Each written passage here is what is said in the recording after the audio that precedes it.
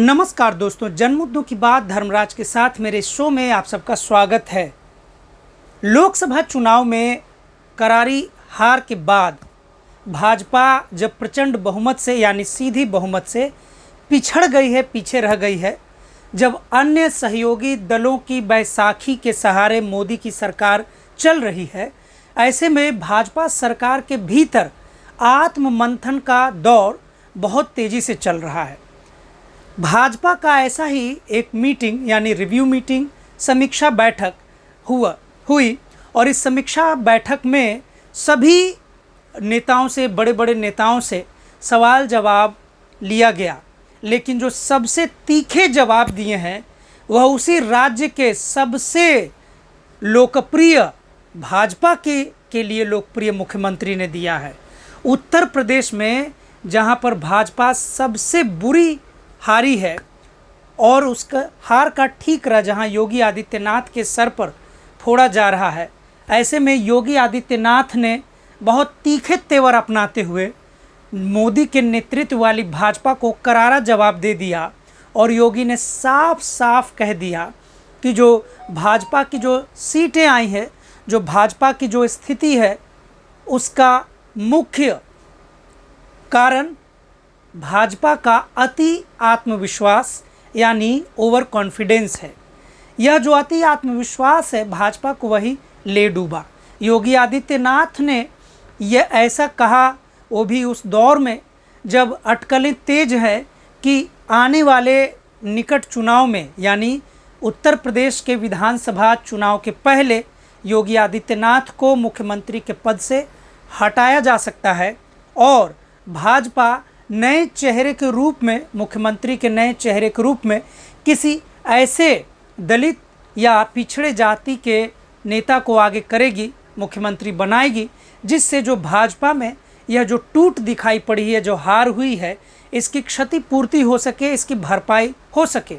क्योंकि इतने लोकसभा चुनाव ही नहीं, अभी परसों जो परिणाम आए यानी 13 जुलाई को जो उपचुनाव के परिणाम पूरे देश में आए, उसमें भी भाजपा यानी एनडीए भाजपा की बहुत ही बड़ी हार हुई और इंडिया गठबंधन की बड़ी भारी जीत हुई।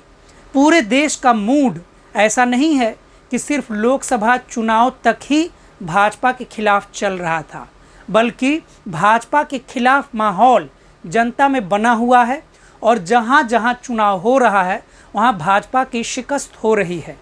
हाल में ही हुए उपचुनाव में बिहार के रुपौली में जहां विधानसभा चुनाव हुए, वहां पूर्णिया के एक विधानसभा यानी रुपौली विधानसभा में भाजपा का कैंडिडेट हारा और इंडिपेंडेंट कैंडिडेट से हार गया।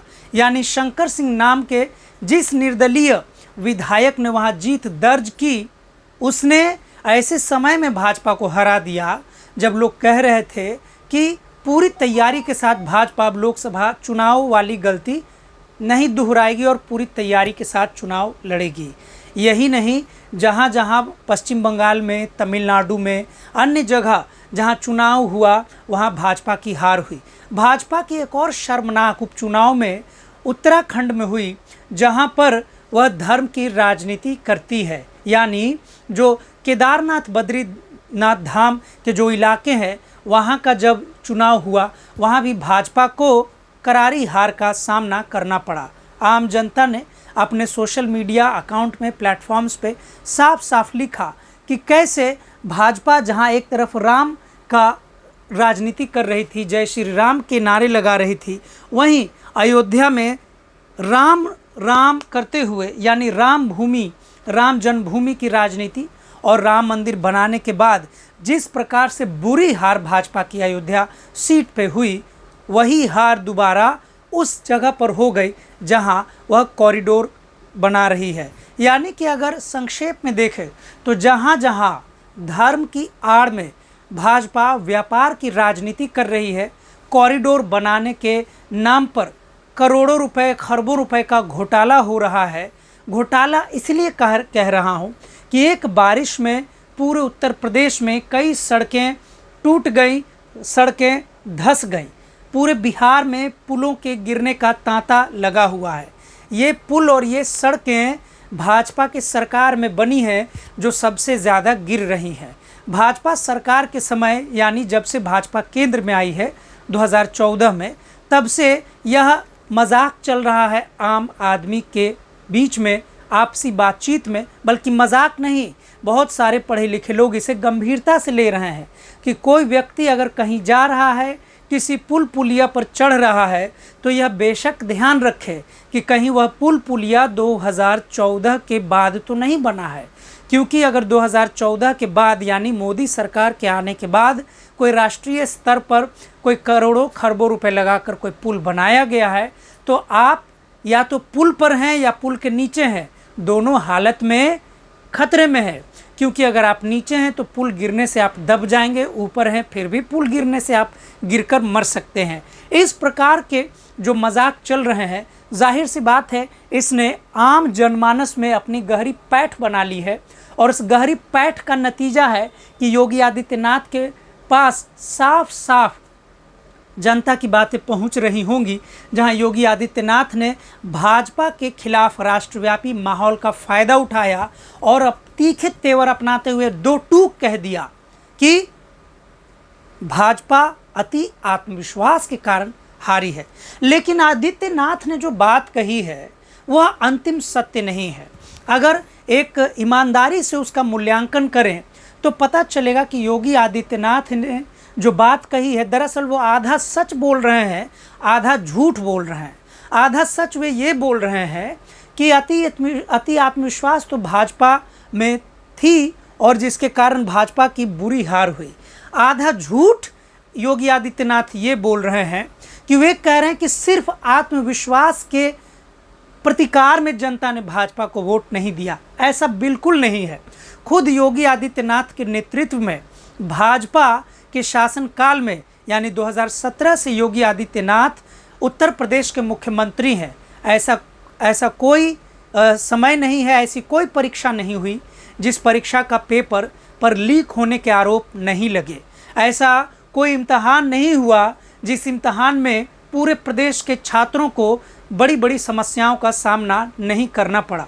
बल्कि जिस गति से लखनऊ के कार्यालय से यानी लखनऊ में जो एक चाक चौबंद व्यवस्था अखिलेश यादव के समय में रहती थी, जिस तैयारी से मुस्तैदी से पूर्व मुख्यमंत्री अखिलेश यादव ने न केवल इंफ्रास्ट्रक्चर को बहुत तेज़ी से बनाया, बल्कि हजारों हजार की संख्या में, लाखों की संख्या में नौकरी देने का काम किया, उसके मुकाबले योगी आदित्यनाथ की सरकार ने इतना खराब प्रदर्शन किया है कि उत्तर प्रदेश के युवा को नारा लगाना पड़ा कि योगी से बैर नहीं, मोदी की खैर नहीं। क्योंकि बात तब लोकसभा चुनाव की थी। जनता को पता था कि यह जो वोट पड़ेगा, अभी लोकसभा चुनाव में वोट पड़ेगा, जिसका सीधा संदेश मोदी को जाएगा। मोदी को तो पूरे देश के युवाओं ने एक झटका देकर संदेश साफ साफ पहुंचा दिया है कि बेरोजगारी देश का सबसे बड़ा मुद्दा है, परीक्षा में पेपर लीक होना सबसे बड़ा मुद्दा है, किसी भी प्रतियोगी परीक्षा में घोटाला सबसे बड़ा मुद्दा है। अब बारी है विधानसभा चुनावों में भाजपा की करारी हार की। अगले साल बिहार में विधानसभा चुनाव होगा, कई प्रदेशों में चुनाव होंगे, 2-2.5 साल बाद उत्तर प्रदेश में चुनाव होंगे। कहना ज़रूरी है कि बिहार विधान चुनाव में वर्तमान समय में जो नौकरी की हालत है, भाजपा के खिलाफ ही वोट पड़ेगा। किसी भी सूरत में अब भाजपा की बढ़त नहीं हो सकती है। आज ही ताज़ा खबर आई जिसमें राज्यसभा में भी अब भाजपा की सीट की टैली कम हो गई है। यानी अब कोई भी बिल जब भाजपा लोकसभा में लाएगी तो उसे पास कराने के लिए राज्यसभा में भाजपा को पुनः अपने सहयोगी दलों का मुंह देखना पड़ेगा। यानी उनके बिना कोई भी बिल अब आसानी से पास नहीं हो सकेगा। दिन प्रतिदिन प्रधानमंत्री नरेंद्र मोदी के नेतृत्व में जो भारत कर्ज में डूबता जा रहा है, युवा बेरोजगारी से परेशान होकर आत्महत्या करते जा रहे हैं, पूरे प्रदेश में एक जो निराशा का माहौल है, पूरे देश में निराशा ने घर कर लिया है। ऐसे में भाजपा का देश से जाना जरूरी हो गया है, क्योंकि न भाजपा सरकार नौकरी दे पा रही है, न तो युवाओं के लिए कुछ ऐसे वादे कर पा रही है, बल्कि जो प्रतियोगी परीक्षा हो रही है उसके सारे पेपर लीक हो रहे हैं। नीट यूजी का मामला अभी भी नहीं थमा है। सबसे शर्मिंदगी की बात यह है कि जो पिटिशनर सुप्रीम कोर्ट में नीट यूजी के खिलाफ गए, उनके पिटिशंस के अनुसार सुप्रीम कोर्ट तक ने नीट यूजी में हुई धांधली को मान तो लिया है, लेकिन साफ साफ नीट यूजी दोबारा करवाने के निर्णय पर अभी तक कोई सुनवाई नहीं हो रही है। सरकार, एक तरीके से देखा जाएगा तो यह सरकार की तरफ से पिटिशनर को यानी पीड़ितों को डराने का एक कदम है, जो लोकतंत्र के कंधे पर चढ़कर किया जा रहा है। लोकतंत्र में बड़ा काम है जनता को विश्वास दिलाना कि सब ठीक है, सभी जनता बराबर है। मोदी सरकार का यह नारा सबका साथ सबका विश्वास न केवल ढकोसला है बल्कि एक बहुत बड़ा धोखा है। राहुल गांधी विपक्ष के नेता के तौर पर मुकेश अंबानी की शादी में शरीक न होकर साफ साफ संदेश दिया है कि राहुल गांधी का यह जो नारा है कि मोदी सरकार मतलब हम दो हमारे दो, यानी कि खुद मोदी और अमित शाह और उधर से गौतम अडानी और मुकेश अंबानी, इन्हीं की सरकार चल रही है, इनका ही फायदा पहुंचाया जा रहा है। राहुल गांधी अभी तक भारत जोड़ो यात्रा के बाद से जो उन्होंने रैली में अपनी बात कही थी, जगह जगह घूमकर अपनी बात को वो कह रहे हैं कि कांग्रेस सरकार ने ठाना है कि जितना पैसा भारत सरकार का पैसा, जनता का पैसा मोदी सरकार पूंजीपतियों के पॉकेट में डाल रही है, उतना ही पैसा अगर कांग्रेस की सरकार या इंडिया गठबंधन की सरकार आएगी तो कांग्रेस के नेतृत्व में उतना ही पैसा जनता के पॉकेट में डाला जाएगा। और इसका तर्क राहुल गांधी ऐसा दे रहे हैं जिसे कोई भी व्यक्ति आसानी से समझ सकता है। भारत की जनता के पास अब यहाँ की इकॉनमी को सुचारू रूप से चलाने के लिए पैसे नहीं है। ऐसे में राहुल गांधी ने साफ साफ इकॉनमी का सहारा यानी अर्थशास्त्र के तर्क का सहारा लेकर कहा है कि जब पैसा भारतीयों के पॉकेट में सरकार डालेगी तो भारतीय इसी के मार्केट में यानी भारत में ही पैसे खर्च करेंगे, जिससे जैसे आर्थिक बाज़ार में जो मंदी आ गई है, जिसमें गरीब आदमी के हिस्सा घट रहा है, भारत सरकार में 80 करोड़ जनता यानी मोदी सरकार में 80 करोड़ जनता 5 किलो राशन के लिए इंतज़ार करती है। यह तंगहाली खत्म होगी और फिर से भारत प्रगति की ओर बढ़ेगा। योगी आदित्यनाथ ने जो भाजपा के हार का कारण अति आत्मविश्वास बताया है, यह बहुत हद तक सही है, लेकिन बहुत हद तक गलत इसलिए है क्योंकि भाजपा को हराने में जितना जिम्मेदार खुद भारत के प्रधानमंत्री नरेंद्र मोदी हैं, उतना ही जिम्मेदार उत्तर प्रदेश के बड़बोले मुख्यमंत्री योगी आदित्यनाथ हैं। अति आत्मविश्वास के अलावा जो भाजपा सरकार में नौकरियों को लेकर युवाओं को सुविधा प्रदान करने के नाम पर जो झूठ बोला जा रहा है, युवा उससे भी निराश हो रहे हैं। आप खुद सोचिए कि जिस उम्मीद से कभी 2014 में 18 साल के जिस युवक ने वोट दिया था, आज 2024 में वह युवा बेरोज़गार है और उसकी उम्र 28 साल की हो चुकी है। यानी 18 साल अगर 2014 में थे तो 2024 में 10 साल बढ़ गया, वो 28 साल के युवक हो गए। भारत के जितने भी ग्रेजुएट लेवल की नौकरियां हैं उसमें 28 साल तक कहीं भी आप फॉर्म उसके बाद से नहीं भर सकते हैं, बल्कि 2 साल तो सीधे सीधे कोरोना वायरस में भी खत्म हो गया। भारत सरकार ने किसी भी परीक्षा में किसी भी परीक्षार्थी को उम्र का रियायत यानी उम्र में कोई भी राहत नहीं प्रदान की। जिन युवकों का उम्र कोरोना वायरस जैसे आपातकाल के कारण 2 साल चला गया, ये सारे युवक मोदी सरकार में वैसे भी बेरोज़गार रहने के लिए, ज़िंदगी में संघर्षों का मार खाने के लिए अभिशप्त हैं और उनका शाप खत्म नहीं हो सकता है। इतना ज़रूर हो सकता है कि अगर सरकार बदलती है या मोदी सरकार चाहे तो ऐसी नीति लाए, ऐसी योजना लाए जिससे भारत के पढ़े लिखे बेरोज़गार युवा के पास कोई काम करने का ज़रिया निकले, कोई प्राइवेट काम करने का ज़रिया निकले, या जो खाली भर्तियां हैं उसे भरा जाए, उम्र में रियायत दी जाए, उनका उम्र में राहत दी जाए और उन सरकारी नौकरियों को भर के भारत को खुशहाल बनाया जा सके, लेकिन ऐसा होता बिल्कुल नहीं दिख रहा है। हमारा काम है, जनता में जो बात होती है, जनता जिस उम्मीद से सरकार को वोट करती है, लोकतंत्र पर भरोसा करती है, उसको सरकार के सामने रख देना। इस वीडियो के माध्यम से मैंने यह बात रख दी है कि योगी आदित्यनाथ आधा सच आधा झूठ बोल रहे हैं। भाजपा केवल अति आत्मविश्वास के कारण नहीं हारी है, बल्कि वह झूठ बोलने के कारण भी लगातार हार रही है।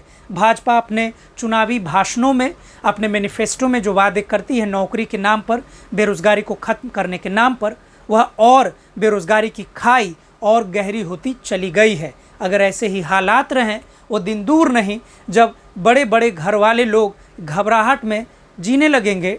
एक अच्छा खासा खुशहाल परिवार इस डर में जीने लगेगा कि उसका बेरोजगार बेटा, बेरोजगार बेटी कहीं काम न मिलने के निराशा में, बेरोजगार रहने के कारण उपजे निराशा से आत्महत्या न कर ले। ऐसी कई आत्महत्याएं हमारे आसपास हो रही हैं। सरकार मौन है, सरकार चुप है और सुख सुविधाओं में लैस है और बड़े बड़े पूंजीपतियों के दरवाजे पर जाकर मत्था टेक रही है और पूंजीपतियों के दरवाजे पर चौकीदारी कर रही है। भारतीय लोकतंत्र के लिए यह शर्म की बात है। अगर आपको मेरा चैनल अच्छा लगता है तो आप इसे लाइक करें, सब्सक्राइब करें, शेयर करेंगे। हम फिर आपसे मिलेंगे अगले मुद्दे पर। तब तक के लिए शुक्रिया, धन्यवाद।